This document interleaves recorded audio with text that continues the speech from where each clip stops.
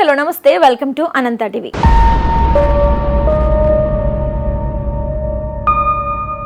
బంగాళాఖాతంలో ఏర్పడిన అల్పపీడనం కారణంగా హైదరాబాద్ తో పాటు తెలంగాణ వ్యాప్తంగా జోరు వానలు కురుస్తున్నాయి. అయితే హైదరాబాద్ లో రాత్రి నుంచి పడుతున్న వర్షానికి చాలా ప్రాంతాలలో నీరు నిలిచిపోయింది.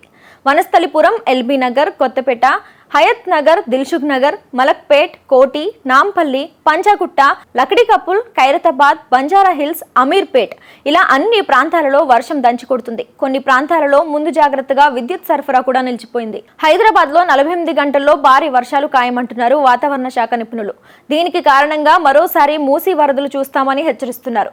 ఇక హైదరాబాద్ ప్రజలంతా చాలా జాగ్రత్తగా ఉండాలని సూచిస్తున్నారు.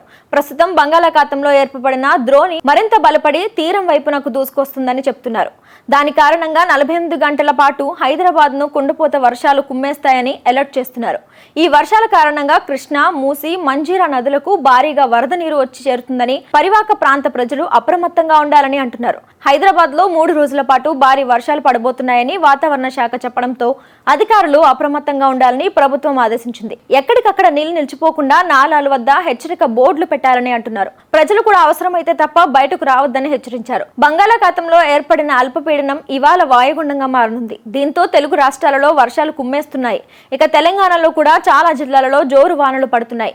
ఆదిలాబాద్, కుమ్రంభీం, ఆసిఫాబాద్, మంచిర్యాల, జగిత్యాల, నిర్మల్, నిజామాబాద్, రాజన్న, సిరిసిల్ల, కరీంనగర్, పెద్దపల్లి, జయశంకర్, భూపాలపల్లి, ములుగు, భద్రాద్రి కొత్తగూడెం, ఖమ్మం, మహబూబాబాద్, వరంగల్, హనుమకొండ, హైదరాబాద్, మేడ్చల్, మల్కాజ్గిరి జిల్లాలలో భారీ నుంచి అతి భారీ వర్షాలు కురుస్తాయని వాతావరణ శాఖ పేర్కొంది. మరోవైపు ఆంధ్రప్రదేశ్ లో కూడా వరదల బీభత్సంతో ప్రజలు ఇబ్బందులు ఎదుర్కొంటున్నారు. భారీ వరదల కారణంగా జరుగుతున్న నష్టాలపై ఏపీ సీఎం చంద్రబాబు అధికారులతో అత్యవసర సమావేశాన్ని ఏర్పాటు చేశారు.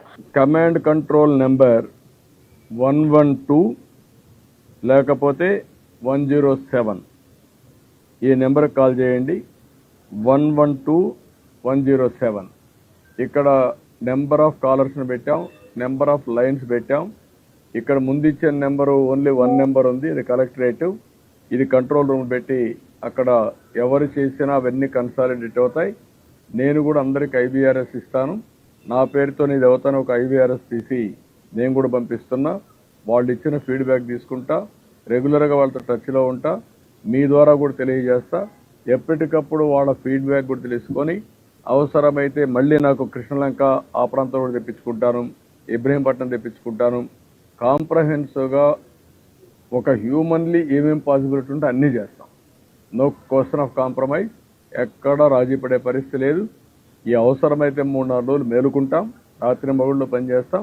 ప్రతి ఒక్కరికి న్యాయం జరిగిన తర్వాత ఇక్కడి నుంచి బయలుదేరాం.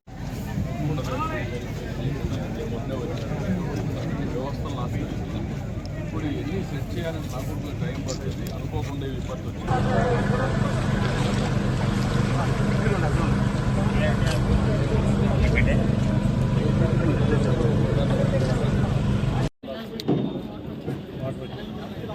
ఇప్పుడు ఇబ్రహీంపట్నం కూడా వస్తుంది.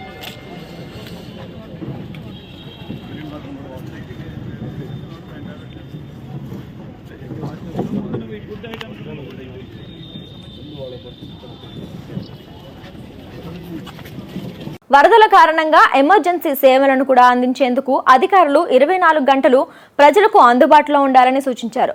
వాతావరణ శాఖ సమాచారం మేరకు త్వరితగతిన స్పందించి వెంటనే తగిన చర్యలు తీసుకోవాలని, దీని ద్వారా ప్రాణ నష్టం, ఆస్తి నష్టం జరగకుండా కాపాడవచ్చని తెలిపారు.